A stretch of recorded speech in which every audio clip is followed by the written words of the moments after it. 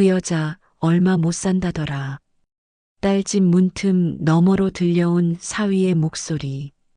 그 순간 정미자 할머니는 모든 걸 깨달았습니다. 가슴 깊이 남는 이야기. 지금 구독과 좋아요, 그리고 알림 설정까지 눌러주시면 다음 이야기도 가장 먼저 들려드릴게요. 서울 북쪽의 오래된 아파트 단지. 가을 햇살이 살짝 따뜻하게 내리던 날, 정미자 할머니는 마당에서 국화에 물을 주고 있었습니다. 올해 72. 주름진 손이지만 꽃을 만지는 손길은 정갈했습니다. 혼자서 딸 하나를 키워냈습니다. 남편은 딸이 5살 되던 해에 세상을 떠났고, 미자 할머니는 쉬지 않고 일만 하며 딸을 길렀습니다. 그 딸 혜영이는 잘 자라서 결혼했고 아이도 낳고 잘 살고 있었지요. 사위 강지우는 겉으로 보기엔 참 괜찮은 사람이었습니다. 인사도 잘하고 말도 공손하게 하고 가정적인 모습도 보였습니다. 가끔은 설거지도 해주고 손주를 안고 책을 읽어주기도 했습니다. 미자 할머니는 늘 속으로 생각했습니다. 혜영이가 저런 사람 만나서 얼마나 다행인가. 그날도 반찬을 해주려고 딸네 집을 찾았습니다. 현관 앞에 도착해 초인종을 누르려던 찰나 안에서 들리는 목소리에 손이 멈췄습니다. 낮고 차가운 사위의 목소리였습니다. 이제 그 여자 이름으로 된 집도 끝이야. 그 여자 오래 못 산다더라. 미자 할머니는 숨을 멈췄습니다. 그 여자 자기 이야기 같았습니다. 아무에게도 말하지 않았던 병. 시한부 판정을 받은 건 한 달 전이었습니다. 그런데 지훈이가 어떻게 알고 있었던 걸까요? 그의 목소리는 계속됐습니다. 응, 안 말기래. 보험금도 곧 나올 거야. 그 집 정리되면 연락할게. 손에서 장바구니가 땅에 떨어졌습니다. 가슴이 쿵 내려앉았고 눈앞이 어지러웠습니다. 이게 정말 지훈이 입에서 나온 말이 맞나 싶었습니다. 한참을 서 있다가 미자 할머니는 조용히 돌아섰습니다. 계단을 내려오면서도 정신이 아득했습니다. 도저히 믿기지 않았습니다. 딸과 손주에게 잘해주던 그 사람이 자기 죽을 날만 기다리고 있었던 거였습니다. 그날 밤 미자 할머니는 잠을 이룰 수 없었습니다. 딸 앞에선 아무렇지 않은 척했지만 속은 뒤집혀 있었습니다. 그리고 오래전 기억 하나가 떠올랐습니다. 기자 시절 함께 일하던 친구 정성구. 진실을 밝히기 위해 밤을 새며 함께 뛰었던 동료였습니다. 미자 할머니는 조용히 혼잣말했습니다. 지훈이 너 대체 무슨 속셈이니? 이제 내가 내 정체를 밝혀야겠구나. 다음 날 미자 할머니는 수첩을 꺼내 정성구의 전화번호를 찾았습니다. 숨을 고르고 전화를 걸었습니다. 여보세요, 성구야. 내가 좀 도와줘야겠어.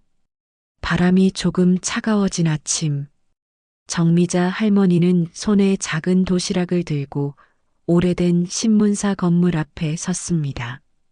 그곳엔 옛 친구 정성구가 여전히 일하고 있었습니다. 세월이 흘러도 그 건물은 그대로였고 성구 역시 여전했습니다. 사무실 문이 열리자 성구는 눈을 동그랗게 떴습니다. 어이구, 정 기자님? 이게 얼마만이야? 웬일이세요? 미자는 조용히 웃으며 도시락을 내밀었습니다. 그냥 할 말이 좀 있어서. 이거 내 좋아하던 고등어 조림이야. 두 사람은 조용히 마주 앉았습니다. 오랜 세월 떨어져 있었지만 마음만큼은 금세 이어졌습니다. 미자는 말없이 찻잔을 들고 있다가 천천히 입을 열었습니다. 내가 시한부 판정을 받았어. 몇 개월 남지 않았다고 하더라. 성구는 잠시 말을 잊었습니다. 고개를 떨군 채 조심스레 물었습니다. 그래서 나한테 온 거야? 미자는 고개를 끄덕였습니다. 그리고 전날 들었던 지훈의 대화 내용을 하나하나 조용히 풀어놓기 시작했습니다. 지훈이 그걸 어떻게 알았는지는 모르겠는데 그 애가 말하는 보험집 다 너무 이상했어. 그리고 느낌이 이상해. 이건 단순한 욕심이 아니야. 어쩐지 나를 원망하는 사람처럼 느껴졌어. 성구는 눈썹을 찌푸렸습니다.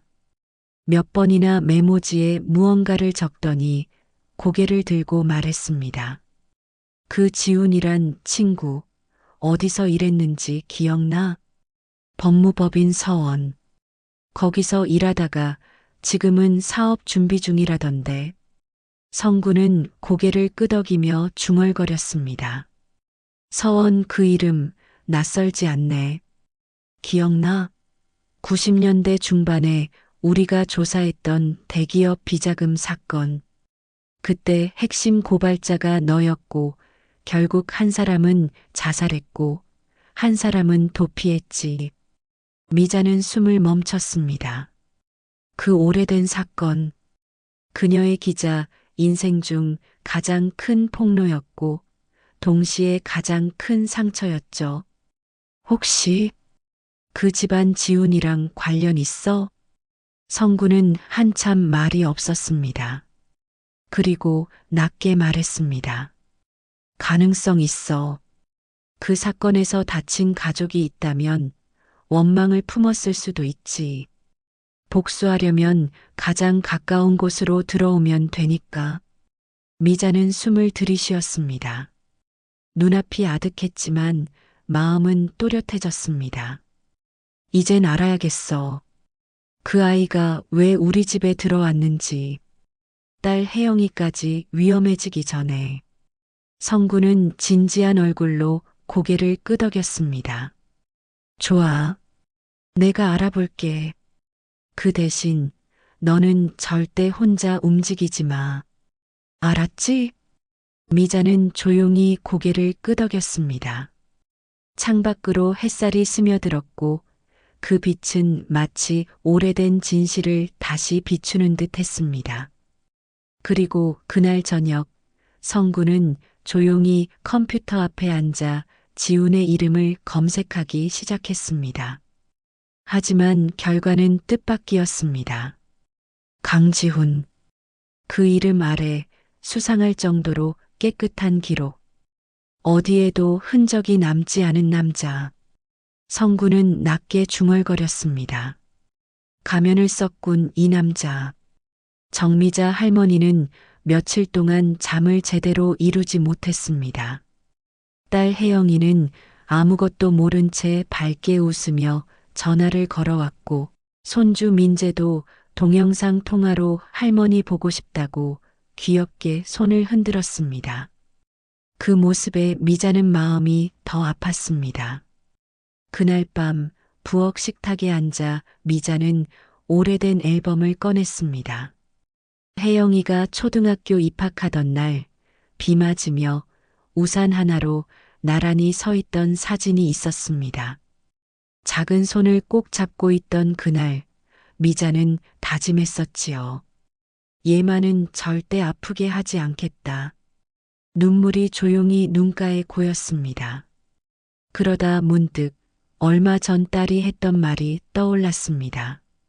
엄마, 지훈이 요즘 스트레스가 많대. 사람들 눈치도 보고 자기 하는 일도 잘 안 풀리고. 그 말이 왠지 마음에 걸렸습니다. 지훈이가 정말 복수하려고 우리 곁에 온 걸까? 아니면 누구한테 이용당하고 있는 걸까? 다음 날 정성구 기자에게서 전화가 왔습니다. 찾아봤어. 강지훈, 정식 등록된 회사 기록은 없어. 하지만 서류상으론 깔끔한데 이상하게 과거 기록이 비어 있어.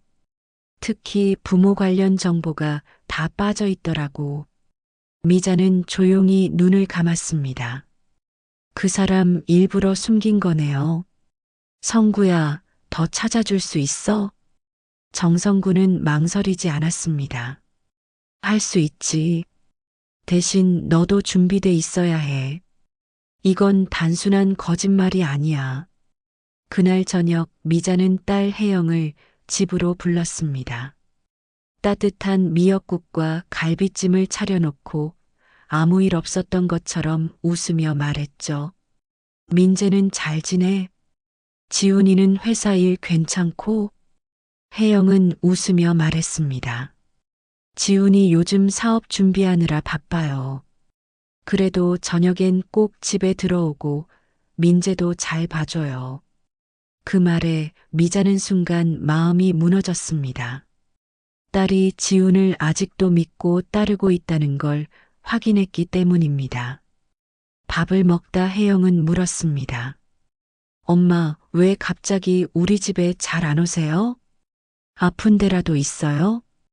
미자는 웃으며 고개를 저었습니다. 그냥 좀 피곤해서 조금만 쉬려고.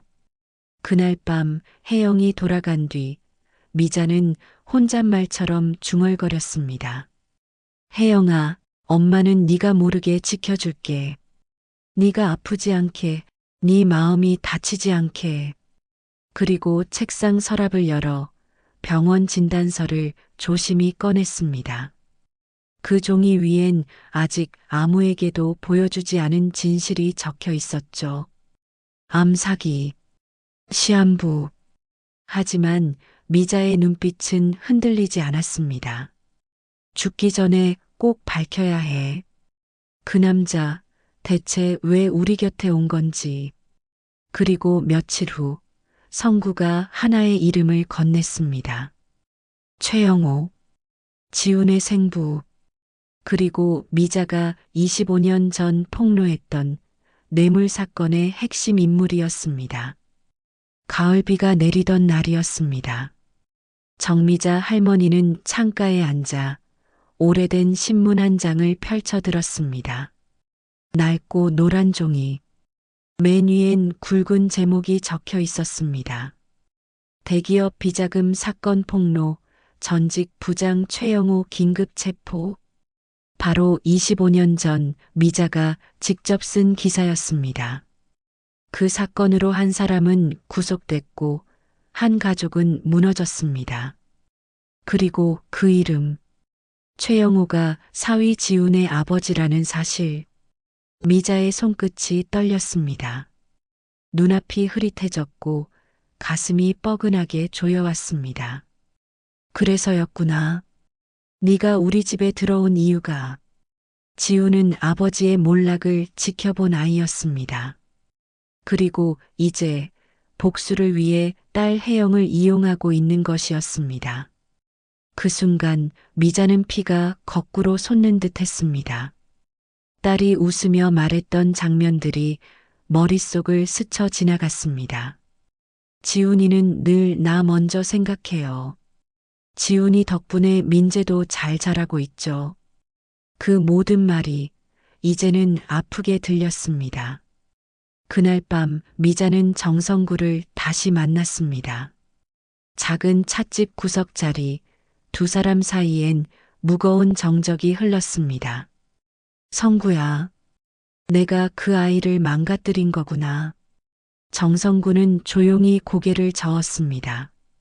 아니야. 내가 한 건 정이었어. 부정을 폭로했을 뿐이지 그 집안까지 망하게 하려던 건 아니었잖아. 그래도 결국 그 아이가 이렇게까지 될 줄은 몰랐어. 미자는 눈가를 닦았습니다. 가슴속 죄책감과 분노가 뒤섞인 눈물이었습니다. 이제 어떡하지? 혜영이까지 무너지면 난 정말 못 버텨. 정성구는 잠시 생각하다가 조심스럽게 말했습니다. 그 남자 가면을 쓰고 있어. 겉으론 좋은 남편, 좋은 아빠처럼 보이지만 속엔 상처와 증오가 가득 차 있는 거야. 그럼 지금이라도 혜영이한테 말해야 할까? 아직은 아니야. 너무 큰 충격이 될 수도 있어. 미자는 조용히 고개를 끄덕였습니다. 자신이 겪는 아픔보다 딸이 상처받을까 더 두려웠습니다. 며칠 후 미자는 지훈과 마주 앉았습니다. 오랜만에 마주한 자리였지만 분위기는 어딘가 싸늘했습니다. 지훈아, 요즘 많이 바쁘지? 집안일도 많고. 지훈은 억지 웃음을 지으며 말했습니다. 괜찮습니다, 어머니. 혜영이랑 민재 잘 돌보고 있어요. 그래, 다행이구나. 그 말 속엔 미자의 복잡한 마음이 숨어 있었습니다. 눈앞에 앉은 사위가 이제는 낯선 사람처럼 느껴졌습니다. 그날 밤 미자는 혼자 앉아 진단서를 다시 꺼내 들었습니다. 손이 떨렸지만 마음은 오히려 단단해지고 있었습니다. 죽기 전에 이 아이를 막아야 해. 딸을 지키기 위해서라면 뭐든 할 거야. 창밖엔 가을비가 조용히 내리고 있었고 그 빗소리는 마치 오래된 상처를 다시 적시는 것 같았습니다. 그날 아침 미자 할머니는 식탁에 앉아 미역국을 천천히 떠먹었습니다. 혼자 먹는 국은 유난히 짰고 유난히 쓸쓸했습니다. 하지만 오늘은 달랐습니다. 마음속에서 뜨겁게 뭔가가 일어났기 때문이죠. 이제는 내가 먼저 움직여야 해. 할머니는 조용히 옷장 문을 열었습니다. 그 안엔 수십 년 전 기자 시절 입던 회색 코트가 걸려 있었지요. 먼지를 툭툭 털고 단추를 하나씩 잠갔습니다. 그 손길엔 다시 세상과 마주하려는 각오가 묻어 있었습니다. 정성구 기자는 이미 움직이고 있었습니다. 지훈이 예전에 근무했던 법무법인, 그가 만났던 사람들, 그리고 아버지 최영우와의 관계까지 하나씩 퍼즐 조각처럼 맞춰지기 시작했지요. 성구는 말했습니다. 지훈이 이름을 바꾼 기록이 있어. 본명은 최지훈. 아버지와 성을 함께 썼다가 개명했더라고. 가족관계도 서류상으로 정리한 상태고 미자의 손이 떨렸습니다. 그 아이가 정말 처음부터 우리를 노린 거였구나. 그래.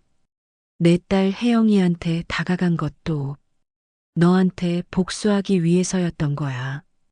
말끝이 흐르자 미자의 눈에 눈물이 맺혔습니다. 하지만 곧 단호한 표정으로 바뀌었습니다. 그럼 이제 나도 준비할게. 지훈이한테 내 카드 하나 꺼내줄 시간이야. 그날 오후 미자는 조용히 딸의 집을 찾았습니다. 지훈이 혼자 집에 있었습니다. 놀란 듯 미자를 맞이한 지훈은 어색하게 웃으며 말했죠. 어머니, 갑자기 어쩐 일이세요? 미자는 부드럽게 웃으며 안으로 들어섰습니다. 그냥 민재 얼굴도 보고 싶고 네 얼굴도 오랜만에 볼 겸. 지훈은 차를 내왔고 두 사람은 거실에 마주 앉았습니다. 짧은 침묵이 흐른 뒤 미자가 먼저 말을 꺼냈습니다. 지훈아, 사람이 말이야. 겉으로만 봐선 다 알 수가 없더라. 나도 평생 사람 봐온 눈이 있는데 가끔은 속는 수가 있어. 지훈의 얼굴이 잠시 굳었습니다. 하지만 곧 웃으며 대답했지요. 무슨 말씀이신지 잘 모르겠네요. 괜찮아. 지금 몰라도 돼. 곧 알게 될 테니까. 미자의 눈빛은 단단했고 그 안엔 숨길 수 없는 아픔과 분노가 깃들어 있었습니다. 집으로 돌아오는 길 미자는 핸드폰을 꺼내 성구에게 문자를 보냈습니다. 준비됐어. 내가 마지막 단서 직접 확인할게. 그리고 그녀는 조용히 웃었습니다. 내가 기자였던 걸 그 아이는 잊은 모양이지. 가을 바람이 스산하게 불어왔지만 미자의 걸음은 더는 흔들리지 않았습니다. 지금부터 그녀가 할 일은 단 하나. 가면 속의 남자, 그 정체를 세상에 드러내는 일이었습니다.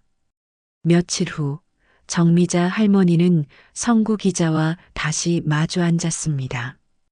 창밖엔 노란 은행잎이 한 장씩 떨어지고 있었고 두 사람의 눈빛은 더욱 진지해졌습니다.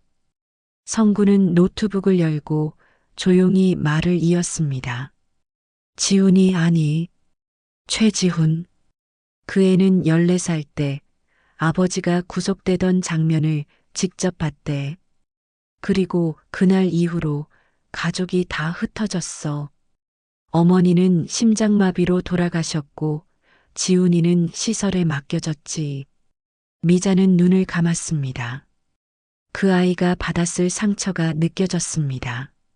하지만 동시에 한 가지 생각이 떠올랐습니다. 그래도 그 아픔을 복수로 되갚을 순 없어. 성구는 계속해서 말했습니다. 그리고 몇 년 전부터 너랑 혜영이 주변을 돌기 시작했어. 내 기사에 나왔던 관계자들, 그리고 너희 가족에 대한 정보들까지.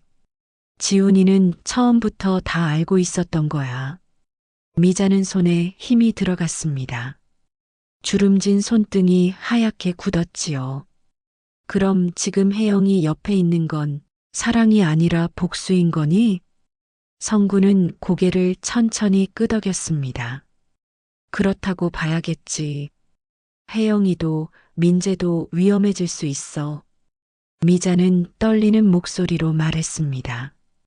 이제 혜영이한테 말해야겠어. 하지만 성구는 조심스럽게 말렸습니다. 아직은 아니야. 말하기 전에 우리가 좀 더 확실한 걸 잡아야 해. 그 말에 미자는 잠시 생각에 잠겼습니다. 그리고 마침내 고개를 끄덕였습니다. 그래.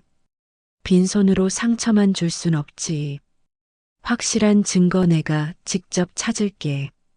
며칠 뒤 미자는 우연한 기회로 지훈의 서재에 들어가게 되었습니다. 지훈은 외출 중이었고 혜영은 민재와 함께 병원에 간 틈이었지요. 조용히 문을 닫고 책상 서랍을 하나씩 열었습니다.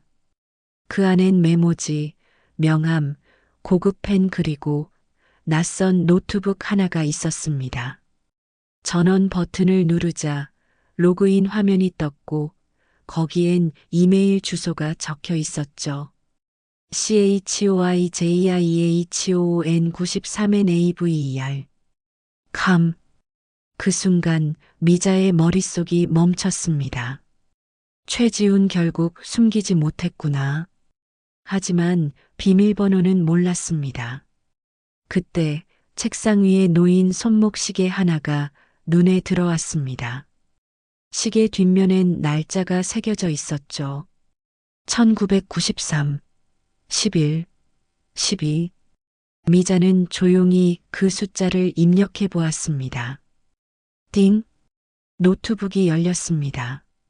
화면 속엔 저장된 문서들이 빼곡히 정리돼 있었습니다. 그중 하나 제목이 이렇게 적혀 있었습니다. 복수 계획 정미자. 미자는 온몸이 굳었습니다. 손끝이 차가워지고 심장이 빠르게 뛰기 시작했지요. 그 안엔 날짜별 계획, 혜영 접근 시기, 결혼 준비 과정, 그리고 재산 정리까지 모두가 지훈의 손에 의해 계산된 흔적이었습니다. 미자는 천천히 노트북을 덮었습니다. 숨이 막히는 듯 했지만 눈물은 흘리지 않았습니다. 이제 모든 퍼즐이 맞춰졌습니다. 이제 내 가면을 벗겨야겠구나. 너무 늦기 전에. 창밖으론 늦가을 해가 저물고 있었습니다. 그리고 미자의 마음속에도 하나의 태양이 조용히 가라앉고 있었습니다.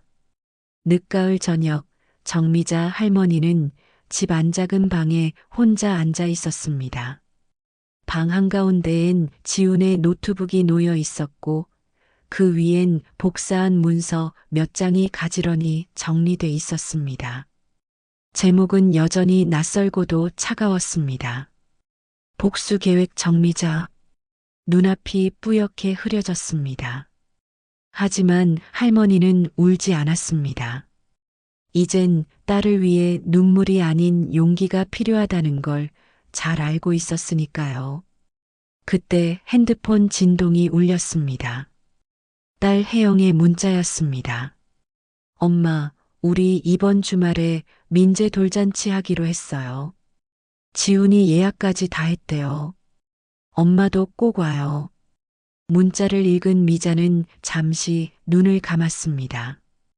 행복한 꿈을 꾸는 딸. 하지만 그 옆에 있는 사람이 그 모든 걸 무너뜨리려 하고 있다는 사실. 말해야 해. 더 늦기 전에. 다음 날 아침 미자는 성구를 만나 복사한 자료들을 건넸습니다. 성구는 그것을 읽고는 한참 동안 말을 잇지 못했습니다. 이건 완전히 계획된 접근이었네. 사랑도 아니고 우연도 아니야. 그 애는 처음부터 너희 가족을 망가뜨리려 한 거야. 미자는 고개를 끄덕였습니다. 그래서 이제 내가 먼저 끝을 내야 해. 어떻게 할 건데? 미자는 조용히 대답했습니다. 혜영이 앞에서 직접 그 아이의 진짜 얼굴을 보게 할 거야. 그 아이 눈으로 사실을 확인하게 해야 해. 그날 밤 미자는 조용히 딸에게 전화를 걸었습니다. 혜영아, 내가 주말 돌잔치 전에 꼭 할 얘기가 있어서 엄마가 너한테 미안한 이야기도 있고 한 번만 따로 만나줄래? 딸은 웃으며 대답했습니다. 엄마, 왜 그래요? 무슨 일 있어요? 응, 많이 미안한 일인데 이젠 말해야 할 것 같아서. 며칠 뒤 조용한 카페 구석 자리. 미자와 혜영은 마주 앉았습니다. 미자는 두 손을 꼭 잡은 채 조심스럽게 입을 열었습니다. 혜영아, 엄마가 너한테 지금부터 하는 얘기 쉽게 믿기 힘들 거야. 하지만 꼭 들어줘. 미자는 천천히 그리고 또박또박 지훈의 정체에 대해 설명했습니다. 처음엔 믿지 않던 혜영이의 얼굴이 점점 하얘졌고 결국 손에 들고 있던 커피 잔이 떨리기 시작했습니다. 지훈이가 그런 사람이었다고요?